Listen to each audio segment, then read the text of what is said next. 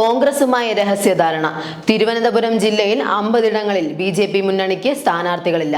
ഈ ദിവസത്തെ പ്രധാന വാർത്താവിശേഷങ്ങളുമായി ജനേകം ടോപ്പ് 10ലേക്ക് സ്വാഗതം. തദ്ദേശ തെരഞ്ഞെടുപ്പിൽ കോൺഗ്രസുമായുള്ള രഹസ്യധാരണയെ തുടർന്ന് തിരുവനന്തപുരം ജില്ലയിൽ 50 ഇടങ്ങളിൽ ബി.ജെ.പി. നയിക്കുന്ന NDA മുന്നണിക്ക് സ്ഥാനാർത്ഥികളില്ല. 5 നഗരസഭാ വാർഡിലും 43 പഞ്ചായത്ത് വാർഡിലും 2 ബ്ലോക്ക് പഞ്ചായത്ത് ഡിവിഷനിലുമാണ് ബി.ജെ.പി. സ്ഥാനാർത്ഥികളെ നിർത്താത്തത്.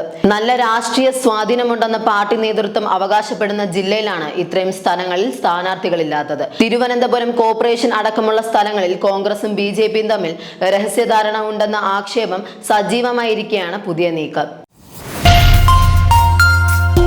കേന്ദ്ര സർക്കാർ നടപ്പിലാക്കിയ തൊഴിലാളി വിരുദ്ധ ലേബർ കോഡുകൾക്കെതിരായ രാജ്യവ്യാപക പ്രതിഷേധം വിജയിപ്പിക്കാൻ CPI സംസ്ഥാന സെക്രട്ടേറിയറ്റ് ആഹ്വാനം ചെയ്തു. പതിറ്റാണ്ടുകളുടെ ഉജ്ജ്വല പ്രക്ഷോഭങ്ങളിലൂടെ ഇന്ത്യൻ തൊഴിലാളി വർഗം നേടിയെടുത്ത തൊഴിലവകാശങ്ങൾ എല്ലാം ഇല്ലാതാക്കിക്കൊണ്ടാണ് 29 നിയമങ്ങൾ ഒറ്റയടിക്ക് റദ്ദാക്കി പകരം 4 ലേബർ കോഡുകൾ പ്രാബല്യത്തിൽ കൊണ്ടുവന്നിട്ടുള്ളതെന്ന് പ്രസ്താവനയിൽ പറയുന്നു.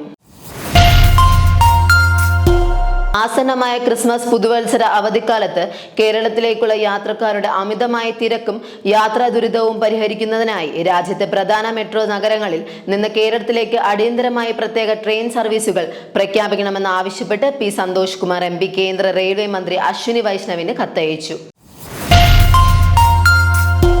പ്രമുഖ ഗായകൻ സുബിൻ ഗാർഗിന്റേത് കൊലപാതകം തന്നെയെന്ന് വെളിപ്പെടുത്തലുമായി അസം മുഖ്യമന്ത്രി ഹിമന്ത ബിശ്വ ശർമ്മ. നിയമസഭയിലാണ് മുഖ്യമന്ത്രി ഇക്കാര്യം അറിയിച്ചത്. സ്കൂബ ഡൈവിംഗിനിടെയാണ് സുബിൻ ഗാർഗ് മരിച്ചത്. സിംഗപ്പൂരിലെ നോർത്ത് ഈസ്റ്റ് ഇന്ത്യ ഫെസ്റ്റിവലിൽ പാടാനെത്തിയ സുബിന് സ്കൂബ ഡൈവിനിടെയാണ് പരിക്കേറ്റത്. വോട്ടർ പട്ടിക പുതുക്കൽ ഉൾപ്പെടെയുള്ള തിരഞ്ഞെടുപ്പ് അനുബന്ധ ജോലികൾക്കായി NSS NCC വോളണ്ടിയർമാരായ വിദ്യാർത്ഥികളെ നിയോഗിക്കാനുള്ള ചില ഉദ്യോഗസ്ഥരുടെ ആവശ്യം പഠനത്തെ തടസ്സപ്പെടുത്തുമെന്ന് പൊതുവിദ്യാഭ്യാസ മന്ത്രി V. ശിവൻകുട്ടി പറഞ്ഞു. വിദ്യാഭ്യാസ ആവശ്യങ്ങൾക്കല്ലാതെ കുട്ടികളെ മറ്റ് ഔദ്യോഗിക കൃത്യനിർവഹണത്തിന് ഉപയോഗിക്കുന്നത് പഠനാവകാശ ലംഘനമാണെന്നും മന്ത്രി പറഞ്ഞു. നടൻ ദിലീപ് പ്രതിയായ കേരളം ഉറ്റുനോക്കുന്ന നടിയെ ആക്രമിച്ച കേസിന്റെ വിധി ഡിസംബർ 8-ന് പ്രസ്താവിക്കും.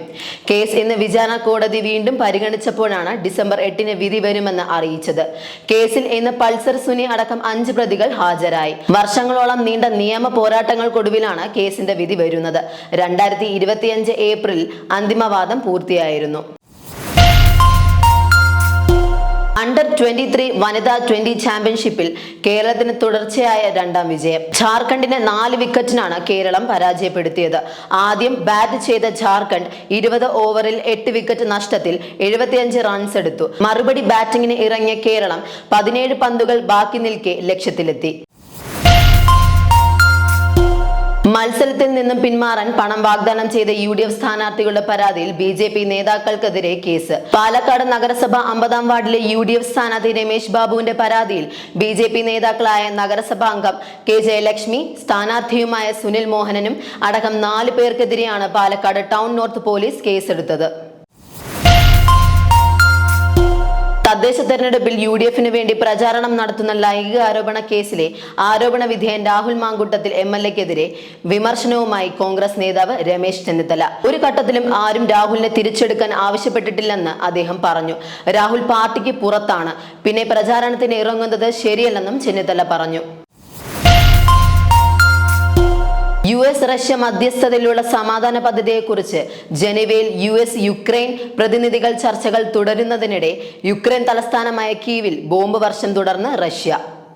കഴിഞ്ഞ ദിവസം രാവിലെയാണ് റഷ്യ ആക്രമണം അഴിച്ചുവിട്ടതെന്നാണ് റിപ്പോർട്ട്. ജനയുഗം ടോപ്പ് 10 ന്യൂസിലൂടെ വീണ്ടും കാണാം. കൂടുതൽ വാർത്തകൾക്കും വിശേഷങ്ങൾക്കുമായി ജനയുഗം വെബ്സൈറ്റ്, YouTube ചാനലുകൾ എന്നിവ സന്ദർശിക്കുക.